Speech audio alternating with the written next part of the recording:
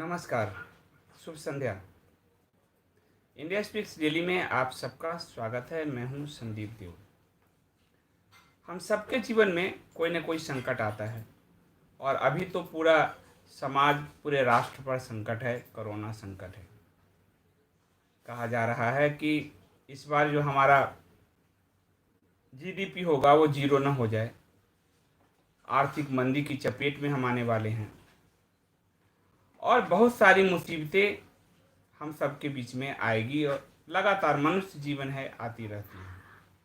बहुत सारे लोग ऐसे होते हैं जो मुसीबतों से बचने के लिए आत्महत्या का रास्ता चुनते हैं और आत्महत्या कहा जाता है कायरों की निशानी है। जीवन को जो छोड़ना चाहते हैं उनकी निशानी है, जो जीवन से भागना चाहते हैं उनकी निशानी है। जो जीवन का सामना नहीं कर सकते वही आत्महत्या के रास्ते जाते हैं, क्योंकि जीवन जीना अपने आप में एक समझिए तपस्या है।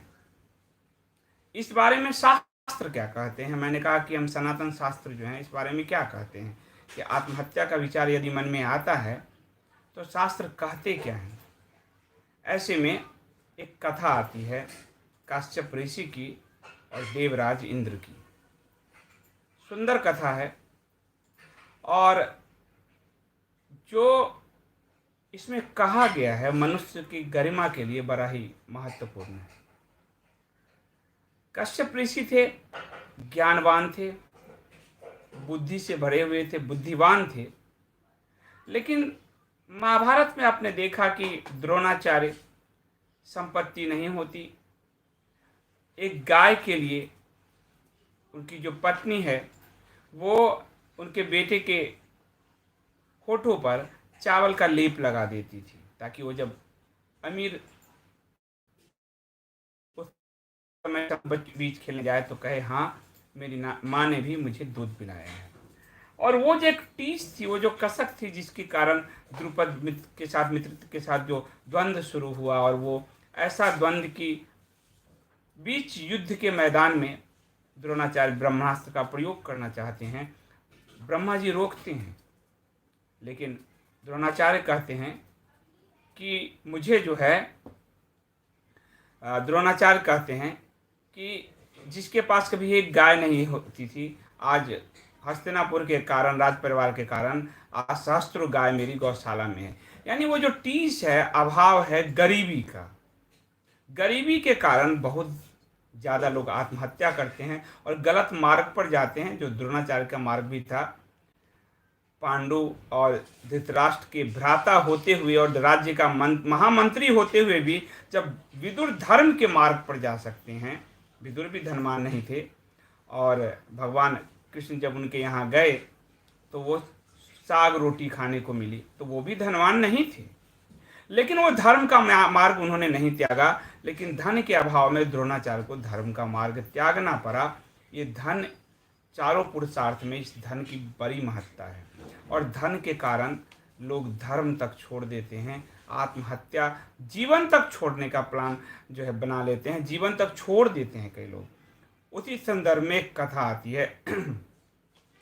भीष्म पितामह से युधिष्ठिर जी पूछते हैं कि क्या बलवान है, धन या बुद्धि? और बुद्धिशाली कई बार धनहीन होते हैं, तो हे पितामह किस रास्ते जाना चाहिए? तो पितामह कहते हैं उनको शांति पर्व में कि प्राणियों का जो प्रमुख आश्रय है वह बुद्धि ही है और बुद्धि ही उनका सबसे बड़ा लाभ है। संसार में बुद्धि ही उनका कल्याण करने वाली है।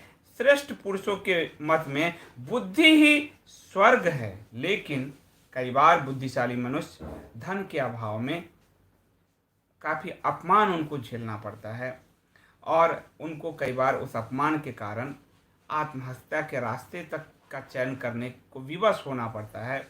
ऐसे में यदि विवेक स्थिर है तो रास्ते बनाए जा सकते हैं और उस धन का जो अभाव है उसको दूर किया जा सकता है। इसी में वो एक कथा सुनाते हैं, ऋषि कुमार कश्यप और इंद्र, भगवान इंद्र की कथा सुनाते हैं। प्राचीन काल में ऋषि कुमार के पास ज्ञान था, ऋषि कश्यप के पास तपस्वी थे काश्यप, और एक वैश्य जो बहुत धनवान था, बहुत ज़्यादा धन था उसके पास, वो जो है, और रास्ते में वो जो वैश्य है वो रथ से जा रहा था।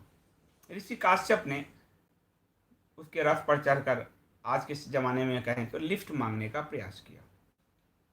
वो जो धनवान वैश्य था उसने चढ़ाकर उनको रथ पर और फिर धक्का देकर गिरा दिया कि तुम्हारे जैसे अभावहीन लोग मेरे रथ पर चढ़ेंगे, ये धृष्टता करेंगे। ऋषि काश्यप कुमार को बड़ी पीड़ा हुई। उनको लगा कि बुद्धि, विवेक, ज्ञान, तपस्या का क्या महत्व है। जैसे हमारे हिंदी के लेखक हैं, पत्रकार, उन सब का जो जीवन, ये राजदीप टाइप नहीं बता रहा हूँ, उनको कई बार लगता है, अपमान जब झेलना पड़ता है, कई बार लगता है कि ये क्या जीवन जी रहे हैं, पूरे अभाव में जीवन चला जाता है। उदाहरण आता है सूर्यकांत त्रिपाठी निराला, अभाव में बेटी का इलाज तक नहीं हो पाता, वो जब उस पर वो सरोज स्मृति लिखते हैं तो रोज रोते हैं वो। और उसी दौर के और कवि हैं सुमित्रा नंदन पंत, जो रसिया के एजेंट के तौर पर रसिया उनको पे करती थी। रूस उस समय कम्युनिज्म को बढ़ाने के लिए पे करती थी, तो वो वैभवशाली जीवन जीते थे। और सूर्यकांत त्रिपाठी निराला, लेकिन पंत से निराला कहीं बड़े हैं। अपनी कविता में राम की शक्ति पूजा हो, सरोज स्मृति हो, तो जीवन में द्वंद्व आता है। तो उनके मन में आया कि अब मैं प्राण त्याग दूंगा, क्योंकि इस संसार में धनहीन मनुष्य का जीवन व्यर्थ है। और ये वो करते हैं, मन में मरने की इच्छा लिए हैं, और जो धक्का लगा वो मूर्छित हो जाते हैं, अचेत हो जाते हैं, और जब झाड़ के उठते कहते हैं अब आज मैं अपने जीवन को समाप्त कर लूँगा। उनको इतने बड़े विद्वान को दुखी देखकर भगवान इंद्र सोचते हैं कि ये कैसा मानव जीवन है कि विद्वता का, ज्ञान का कोई सम्मान नहीं है। और भगवान इंद्र जो है वो सोचते हैं कि लेकिन धन को लेकर यदि विद्वान समाज में आत्महत्या करने लगे, ज्ञानवान पुरुष आत्महत्या कर लेने लगे, तो वो समाज कैसा होगा। और ये मनुष्य कैसा है जो उठना नहीं जानता है। मनुष्य तो देवता को भी दुर्लभ है, श्रम देवता को भी दुर्लभ है, वो उठना जो मनुष्य ना जाने वो कैसा मनुष्य है। तो भगवान इंद्र उसके पास, कश्यप कुमार के पास सियार बनकर आते हैं, सियार के रूप में आते हैं और कहते हैं, हे ऋषि, आप तो मनुष्य हैं और मनुष्यों में भी आप ब्राह्मण हैं। परम दुर्लभ मानव शरीर भगवान ने आपको दिया है, इस प्रकार मरने के लिए उद्यत होना क्या उचित है। कश्यप कहते हैं कि तुम क्या जानो धनहीन का जीवन कैसा होता है। वो कहते हैं, हे प्रभु, हे ऋषि कुमार, मैं एक पशु हूँ। आपको भगवान ने 2 हाथ दिए हैं जिससे आप कर्म कर सकते हैं। जो मैं आपको बार बार कहता था कि मनुष्य और पशु में 2 अंतर हैं भगवान ने किए। एक बुद्धि दिया, जो भीष्म पितामह कहते हैं कि बुद्धि ही स्वर्ग है, और दूसरा काम करने के लिए हाथ दिया, और इस हाथ से स्वतंत्रता दी। पशु शक्तिशाली हैं आपसे, पर वो स्वतंत्र नहीं हैं। वो अपने उसको जो है अपने हाथों को, हाथें उनके जो हाथ वो स्वतंत्र नहीं है, उससे वो चलने को भी बस हैं। तो वो सियार कहता है, जो भगवान इंद्र हैं सियार के भेष में, वो कहते हैं कि अगर मेरे हाथ में कांटा चुभ जाए तो हम वो निकाल नहीं सकते, कंकर को हम बीनकर हटा नहीं सकते। हमारे हाथ स्वतंत्र नहीं हैं, आपके हाथ स्वतंत्र हैं। ये जो मानव शरीर दुर्लभ आपको मिला है, वो कह रहे हैं हाथ ना होने के कारण हम अपने शरीर में गड़े हुए कांटों को भी नहीं निकाल सकते। जो छोटे बड़े जीव जंतु हमारे शरीर में डसते हैं उन्हें भी हम नहीं हटा पाते। जिनके पास ये प्रभु प्रदत्त 10 उंगलियों वाला हाथ है, वो सर्वश्रेष्ठ है, यानी कर्म सर्वश्रेष्ठ है। आज कोई अपमानित कर दिया, आज हमारे पास धन नहीं है और हम आत्महत्या कर लें, भगवान ने हमें हाथ दिया है, हम फिर से अपने रास्ते बना सकते हैं। और ऐसा नहीं है कि ये जो मैं आपको एक शास्त्र की घटना सुना रहा हूँ, मेरे जीवन में ऐसी कई बार घटनाएं हुई। हमने जो अपने जीवन में नौकरी त्याग के जो संघर्ष किया है, इसमें कई ऐसी घटनाएं हुई जो बता नहीं सकता, जिसके कारण जो पीड़ा है ऐसी ऐसी पीड़ा से मैं मेरा परिवार गुजरे कि आदमी सोचेगा तो आत्महत्या करना शुरू करेगा। और वो पीड़ा धन का अभाव ही है सबसे बड़ा। तो लेकिन ये जो प्रभु प्रदत्त जो हाथ है, उस हाथ ने कहा कर्म करो, और फिर मैं अपने उस अभाव को ही अपने किताब लेखन की तरफ ले गया, और वो जो दर्द है वो व्यक्त होता चला गया, उससे मुझे मुक्ति भी मिली, और वो जो है किताब के रूप में आया, उससे रॉयल्टी के रूप में आया। जीवन की गति धीरे धीरे धीरे धीरे शुरू हुई और चलने लगी। लेकिन उस पड़ाव से पहले अगर हम निर्णय ले लेते कि हम इस दुनिया को छोड़ते हैं, फिर क्या होता? कई लोग पति पत्नी बच्चों के साथ निर्णय लेते हैं, और फिर क्या होता है?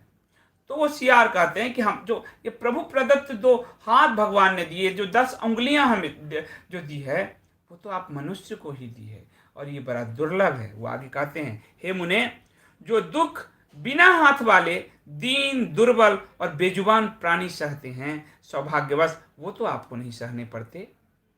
आप सोचिए। वो फिर कहते हैं, यह भी सौभाग्य की बात है कि आप गीदड़, कीट, चूहा, सांप, मेढक या किसी अन्य पाप योनि में उत्पन्न नहीं हुए। यानी मानव जन्म सर्वश्रेष्ठ जन्म है, और उसको आप एक धन के लिए आप आत्महत्या के रास्ते पर जाएंगे। हे मुनि, आप सोचिए कि जो जिन पाप योनि में जो इतने सरीसृप, सांप, गीदड़, उनका जीवन किस तरह से होता है। वो तो पराश्रित हैं पूरी तरह से। वो एक दूसरे का जीवन भक्षण करने के लिए बेचैन है, क्योंकि वो मनुष्य नहीं है, उनके पास विवेक नहीं है, और उनके पास कर्म करने के लिए 2 हाथ नहीं है, 10 उंगलियों वाले ये 2 हाथ नहीं है। वो कहते हैं आत्महत्या करना पाप है। इंद्र कहते हैं, ऐसा सोचकर ही मैं अपने शरीर का परित्याग नहीं करता हूँ। मुझे भय है कि आत्महत्या करके मैं इससे भी बढ़कर अन्य किसी पाप योनि में न गिर जाऊं। हे मुनि, ये हम जो गीदड़ सियार हैं, जब शेर हमें धमकाता है, उनके डर से भागना पड़ता है हमें। हमारे मन में भी आता है, जब सांप बिच्छू जब हमारे देह से लिपट जाते हैं, हम उसे नहीं हटा पाते, पीड़ा हमें भी होती है, फिर हम छलांग नहीं लगाते घाटी से। हम सोचते हैं कि क्या पाप किया था कि गीदड़ में जन्म हुआ, एक और पाप करूं, इससे भी अधम योनि में गिरूंगा। इसलिए हे मुनि, हम तो ऐसा नहीं सोचते। वो कहते हैं, ये बड़ा ही सुंदर लाइन है उनका, ये संस्कृत में है कि कुछ प्राणी जन्म से ही सुखी होते हैं। रिलायंस, टाटा, अंबानी, ये वो कुछ प्राणी जन्म से ही सुखी होते हैं, कुछ जन्म से ही अत्यंत दुखी होते हैं।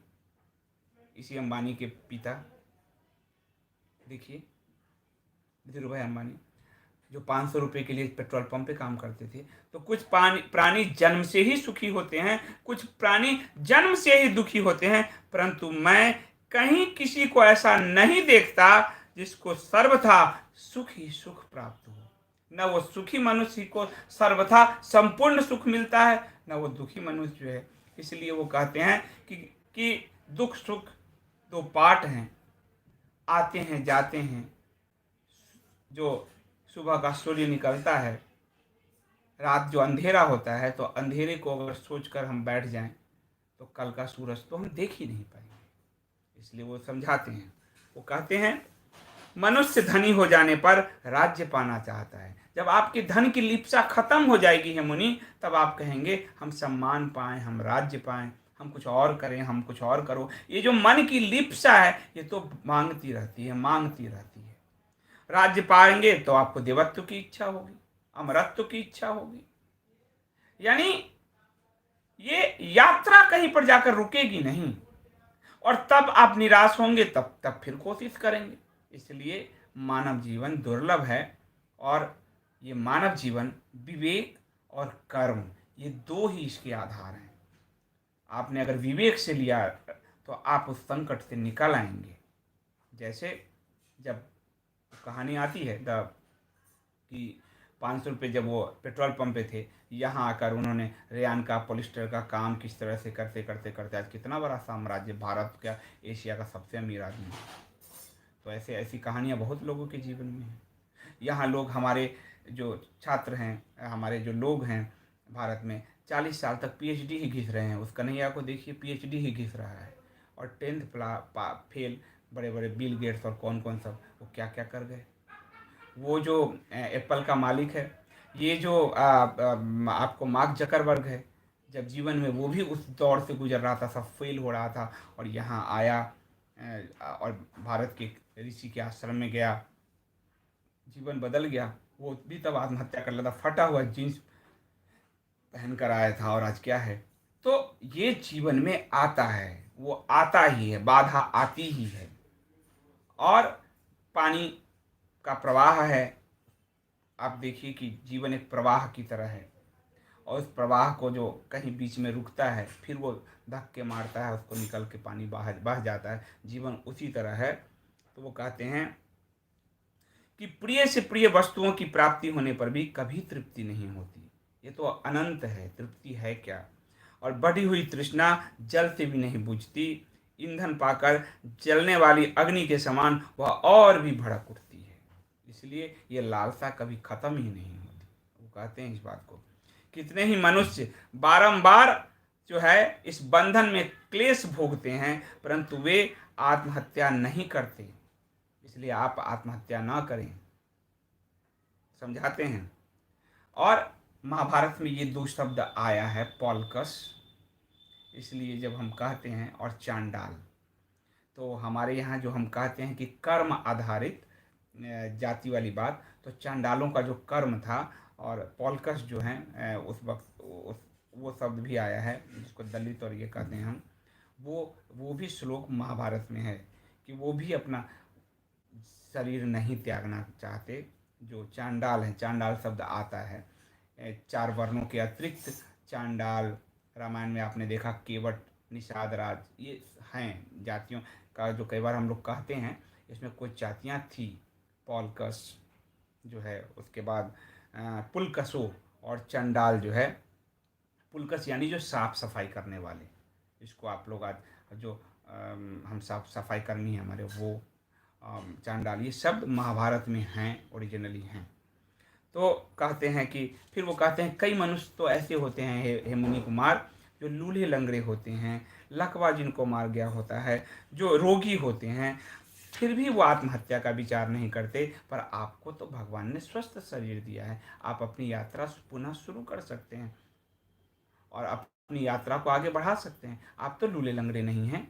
इंद्र कहते हैं हे ब्राह्मण देव, यदि आपका शरीर व्याधि भय से रहित और निरोग है, व्याधि नहीं है उसमें, आपको जीवन में भय नहीं है और आप निरोग हैं, आपके सभी अंग यदि ठीक हैं, शिथिल नहीं हैं, किसी अंग में कोई विकार नहीं है, तो संसार में आप धिक्कार के पात्र हो ही नहीं सकते। ये कितनी बड़ी बात कही। वो कह रहे हैं, फिर से सुनिए कि हे मुनि, यदि आपका शरीर व्याधि और भय से रहित है, निरोग है, आपके सभी अंग ठीक प्रकार से काम कर रहे हैं, किसी अंग में कोई विकार नहीं है, तो संसार में आप धिक्कार के पात्र नहीं हैं। आप मनुष्य हैं और आप तो देवता को भी जो दुर्लभ है वो मनुष्य हैं। आप उस यात्रा में आगे बढ़ सकते हैं। वो कहते हैं कि यदि आप पर जो है कि आपके मन में यदि आया है कि आप जो है आत्महत्या करें, तो आप त्यागिए इसको और धर्म पालन के लिए उठ खड़े होइए। जो आपका धर्म है, जो आपका कर्तव्य है, उसके लिए उठ खड़े होइए। और वो कह रहे हैं इसको कि यदि वेदोक्त धर्म का पालन करेंगे, जो हमारे शास्त्रों में लिखा गया है, तो आप निश्चित रूप से सर्वश्रेष्ठ जो है गति को प्राप्त करेंगे। आप सावधान होकर स्वाध्याय कीजिए, अग्निहोत्र कीजिए, क्योंकि वो ब्राह्मण है इसलिए कर रहे हैं, सत्य, मनोनिग्रह और दान धर्म का पालन कीजिए, किसी के साथ स्पर्धा मत कीजिए, अपनी यात्रा कीजिए। आप देखिए कि आपकी जीवन की जय हो जाएगी, इंद्र कहते हैं। और फिर वो कहते हैं कि पूर्व जन्म में मैं पंडित था और कुतर्क का आश्रय लेकर, होशियार के रूप में कहते हैं कि मैं पूर्व जन्म में पंडित था और कुतर्क का आश्रय लेकर वेदों पुराणों को काटता रहता था। प्रत्यक्ष के आधार पर अनुमान को प्राथमिकता देने वाली थोथी तर्क की विद्या के कारण जो है मेरी आज ये गति हुई। यानी वो उनको प्रेरित करते हैं कि आप धर्मशास्त्र में जो लिखा है उस यात्रा पर जाइए। आप क्या अधम की यात्रा की तरफ जा रहे हैं, अपने इस मानव शरीर को त्यागने की इच्छा कर रहे हैं, कह रहे हैं। फिर वो कह रहे हैं मैं नास्तिक, सब पर संदेह करने वाला और मूर्ख होकर भी अपने आप को पंडित मानता था। बड़े लोग हैं आज इसी तरह के, नास्तिक, सब पर संदेह करने वाला, मूर्ख, लेकिन अपने आप को पंडित मानते हैं। यह सियार योनि उसी कुकर्म का नतीजा है।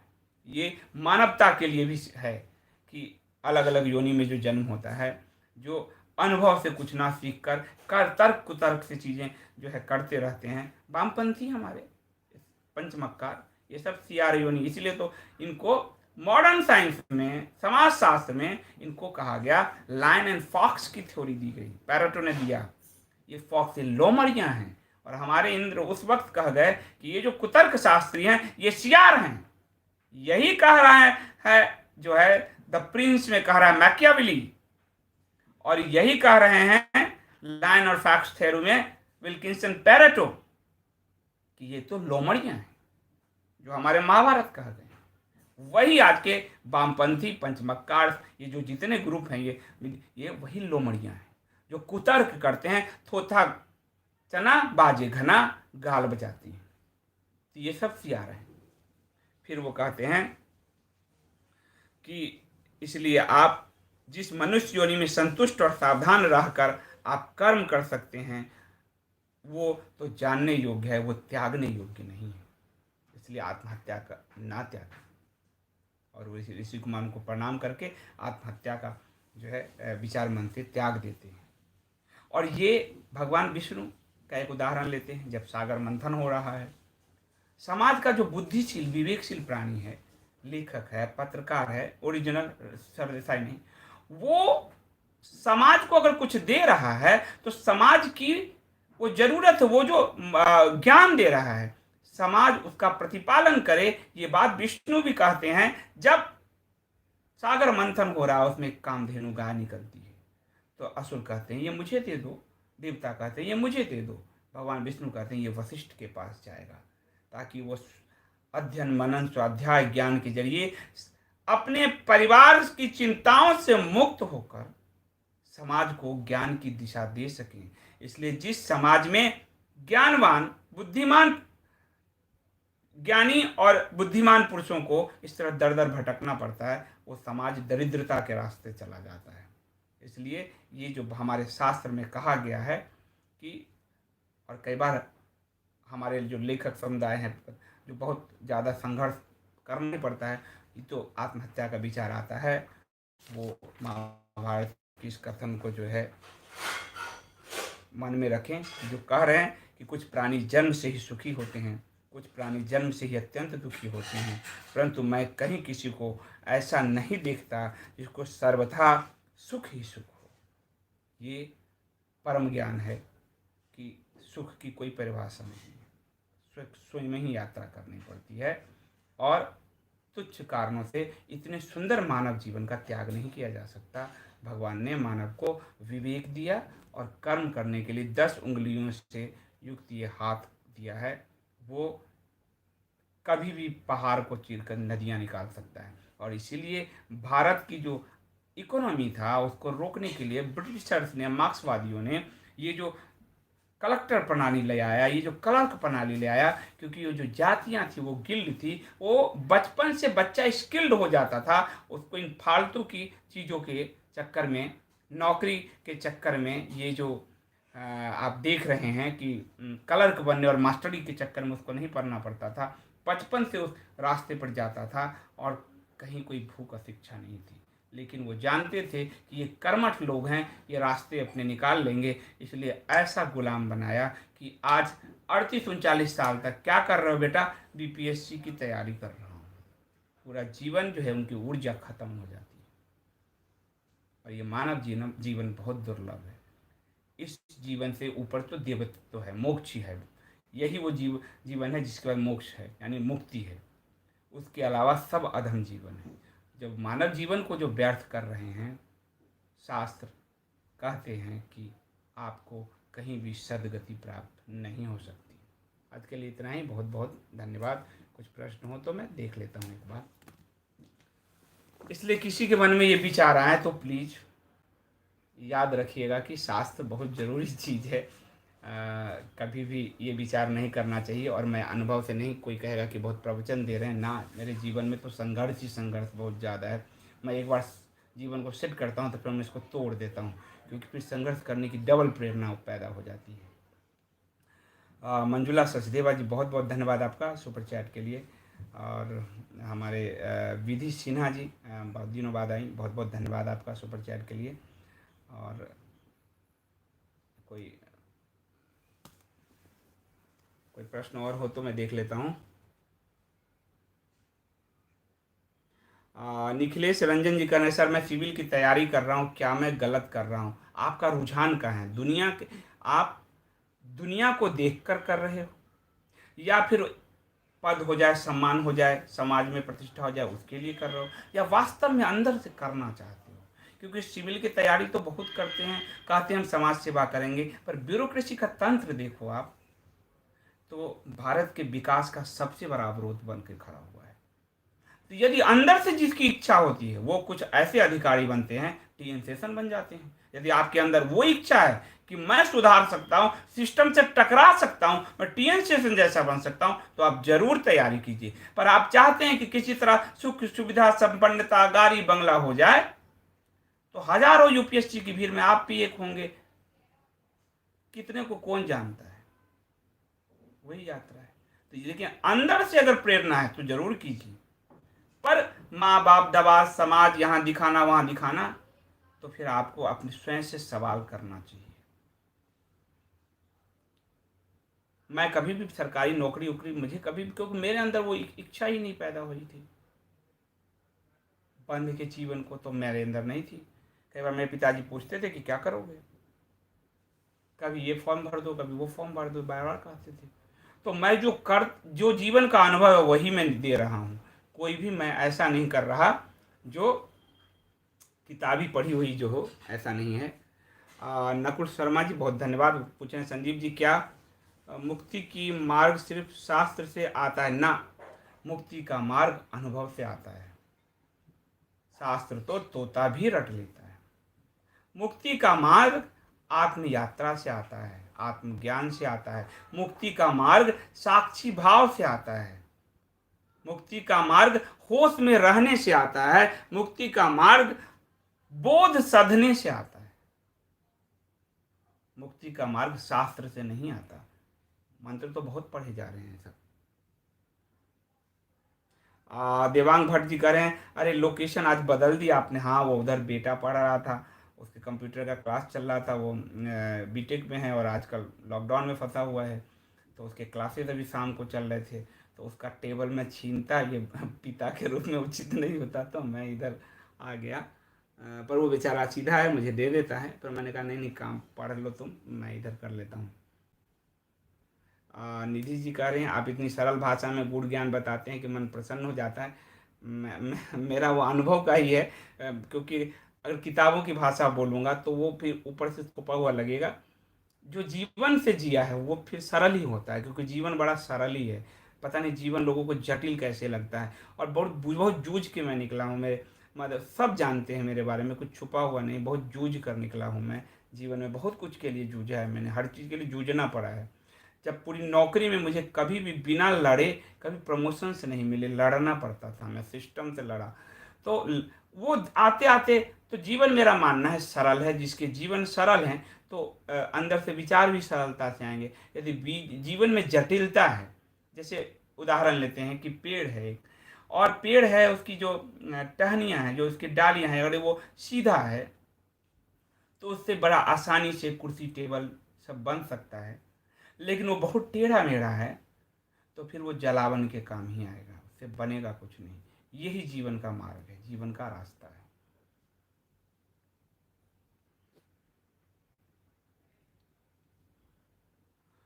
सर मैं मोनू कह रहे हैं, मोनू बहुत अच्छे रेगुलर आते हैं, बहुत अच्छा। मोनू कह रहे हैं, सर मैं भी गवर्नमेंट जॉब के लिए अध्ययनरत हूँ। असफलता ने जीवन में निराशा आ गई, जो आता था वो भी भूल गई। अगर एक से दो बार में नहीं मिलती सफलता, छोड़ दीजिए और स्वयं की जो आपके अंदर है उसको पहचानिए। मेरे अंदर लिखना पढ़ना था। मैं 8th क्लास में मुझे पहली बार मैं पुरस्कार अर्थ में नहीं मानता, लेकिन छोटा था मैं तब, 8th क्लास में था। तो कहानी लिखा, कहानी प्रतियोगिता हुई स्कूल में, और अचानक मैं कुछ सोच कर नहीं गया और टेबल पर बैठा ऐसे नाम लिखवा दिया था, और मेरी कहानी में मुझे पुरस्कार मिला। छोटा बच्चा था तो पुरस्कार मतलब पहली बार जीवन में। तो मैं स्कॉलरशिप मिला मुझे सारी पढ़ाई के लिए, और स्कॉलरशिप में मेरे साथ के जो लड़के थे, उस समय पूरे बिहार से 2 लोग सेलेक्ट हुए स्कॉलरशिप में मात्र। तो सबके समान नंबर थे, मैथ में समान थे, बाकी में सब मेरे से ज़्यादा ही थे, पर हिंदी ने मुझे आगे बढ़ा दिया उसमें। तो यानी मेरी दिशा जो है, मुझे वो उसी रास्ते से निकल रही थी, और उसी में मुझे खुशी भी मिलती थी, आनंद भी मिलता था। और पत्रकारिता सोच के मैं पत्रकारिता की राजनीति शास्त्र के रास्ते आए, अर्थशास्त्र के रास्ते आए। ये पत्रकारिता की पढ़ाई मुझे नीरस लगता था, कटपेस्ट सिखाते हैं, और ये कटपेस्ट का प्रभाव आप देख रहे हो। समाज शास्त्र पूरे समाज का पूरा ज्ञान हो जाता है, निचोड़ हो जाता है। तो BHU से मैंने जब समाज शास्त्र से पढ़ाई की, उसमें मेरा इंटरेस्ट बहुत था। पर फिर मैंने जब ग्रेजुएशन किया तो मैंने कहा इसी को आगे PG तक ले जाऊंगा, UPSC और ये सब वो उसी पुराने ढर्रे पे चलेगा, तो थोड़ा मानव अधिकार से पढ़ाई कर लेता हूँ, मनुष्य को समझ लेता हूँ। तो मैं ऐसे ऐसे चेंज होता रहा। तो जो मन में है वो करना चाहिए, और तो निराशा नहीं आती हाथ में। असफलता एक बार मिल जाए, दूसरी बार मिल जाए, उसके बाद उसको दोहराना नहीं चाहिए। लोग कहते हैं 3 अटेम्प्ट 4 अटेम्प्ट उसने निकाल लिया, वो पूरी जिंदगी उसी कुंठा में जीता है। वो संपत्ति जमा करता है, वो गाड़ियां जमा करता है, वो समाज को दे नहीं पाता। और पृथ्वी के ऋण से उऋण होने का एक ही माध्यम है, जैसे पितृ ऋण है, मातृ ऋण है, गुरु ऋण है। गुरु का ऋण तो ज्ञान उचित में के साथ गुरु दक्षिणा देके। पितृ ऋण जो है, आप अगर अपने वंश को आगे चला सकते हैं तो उस पितृ ऋण से आप उस समाज को जो अगर आगे गति देते हैं तो उस पितृ ऋण से आप उतर सकते हैं। माँ के ऋण से आप कभी नहीं मुक्त हो सकते। और जो ये पृथ्वी का ऋण है, वो अगर आप इस समाज को कुछ दे कर जाते हैं तब मुक्त हो सकते हैं, उससे पहले आप मुक्त नहीं हो सकते। ये सोचना चाहिए। हमने संविधान में अधिकार इतने डाल दिए हैं कि कहते हैं अभिव्यक्ति के अधिकार, ये अधिकार, और कर्तव्यों को कोने में ढकेल दिया है। इसलिए हमारा संविधान कटपेस्ट संविधान बन गया है। विक्रम चहल जी, बहुत बहुत धन्यवाद सुपर चैट के लिए, आपका बहुत बहुत धन्यवाद। तो इसलिए हम उस भाव को अगर लेकर जिएंगे तो फिर मजा आता है, फिर कोई भी काम करने में अंदर से आनंद आता है। नहीं तो फिर अभी देखो, जैसे बोध कथा है, अब 200 लोग मुश्किल से देखते हैं, बहुत खींच खींच के चले जाएंगे तो ये पूरे, अब इससे मैं निराश हो जाऊंगा तो जीवन ही आप, यानी मैं उस बहुत 1000 लोग मुझे देखे, यानी वो मेरा उद्देश्य वो हो गया, वो यानी वो उद्देश्य एक नीच उद्देश्य है। लेकिन एक व्यक्ति भी अगर का अप दीपो भव की बात है, एक दिया से 10 दिए जलते हैं, तो तब तो वो कंटिन्यूटी हम करते हैं, भले 100 लोग देखते हैं, 50 लोग देखते हैं। कई लोग मुझे कहते हैं यार पॉलिटिकल करो ना, उसमें कितने लोग देखते हैं। मैंने कहा वो पॉलिटिकल भी उन लोगों के लिए नहीं करता मैं, वो समझ भी, एक प्रशिक्षण चल रहा है, ट्रेनिंग सेशंस चल रहे हैं, वो वीडियो बनाने का ट्रेनिंग सेशंस नहीं चल रहा। 2-10 लोग भी अगर जागरूक हो जाते हैं, एक दिया, दिवाली है जलाते हैं हम, एक दिया जलाए, और मोमबत्ती 2 3 4, एक मोमबत्ती से आप कितने मोमबत्ती जला लेते हो। ज्ञान का वही रास्ता है और कोई रास्ता नहीं। तो सार सचदेवा जी, बहुत बहुत धन्यवाद आपका सुपर चैट के लिए। माफ़ कीजिए संदीप जी, आप बहुत समय से कड़की चल रही है, इसलिए कोई सुपर चैट नहीं कर पा रहा हूँ आपको और आपके ज्ञान। अरे कोई बात, कैसी बातें कर रहे हो, आपने मेंबरशिप लिया हुआ है। और दूसरी बात है कि ये कुछ मेंबर्स, मैंने हमेशा कहा जो लोग सक्षम है वो 100 रुपीज़ पर मंथ का सब्सक्रिप्शन पे करें, क्योंकि कंटेंट के लिए आप पे करेंगे तो इस कंटेंट को और मल्टीपल लोगों तक बनाने का काम, शोध में 10 लोगों को रोजगार देके मैं इसमें और लगा पाऊंगा, नहीं तो वो फिर सुस्त गति से चलेगा, सीधी सी बात है। और 100,000 लोग पे करेंगे तो लाख लोग देख पाएंगे, इस भाव के साथ कि बाकी ये इसलिए स्वतः है, ये आप आदमी को स्वतः है, वैकल्पिक है कि 1000 वो सक्षम लोग अगर सामने आएंगे, जैसे गुरुकुल चलता था तो जो 100 लोग 50 लोग गुरुकुल को देते थे, उससे कितने छात्रों का भविष्य बनता था। तो 1000 लोग सामने आएंगे तो लाख लोग देखेंगे, 2000 लोग सामने आएंगे तो 20 लाख लोग देखेंगे। तो वो 20 लाख लोग देख सके, इसलिए 1000 लोग जो सक्षम है वो कंटेंट दान नहीं, कंटेंट की कीमत के रूप में उसको अदा करें। दान हमेशा एक तरफा होता है, ऐसा लगता है हम ही दे रहे हैं, पर यदि आपको इस कंटेंट से कुछ अंदर, आपके अंदर कोई दिया जल रहा हो, बोध जग रहा हो, तो आप कई लोग जानते हैं कि इस समय हम लाइव आते हैं, लेकिन तब भी लगातार, और इसलिए मैं किसी का फ़ोन नहीं लेता। बेवजह कितने फ़ोन आते हैं, जब बात करो तो कोई अर्थ ही नहीं निकलता, तो वो गला का भी प्रॉब्लम होता है। आप देखिए लगातार फ़ोन के कारण ये टूट गया। अब इसको मैं समाप्त करता हूँ। कल मिलता हूँ मैं आप लोगों से, और कल दोपहर में जो है मैं किसी पॉलिटिकल इशू पर, और रात में बोध कथा में किसी नए इशू पर। तब तक के लिए आप सबको शुभ रात्रि।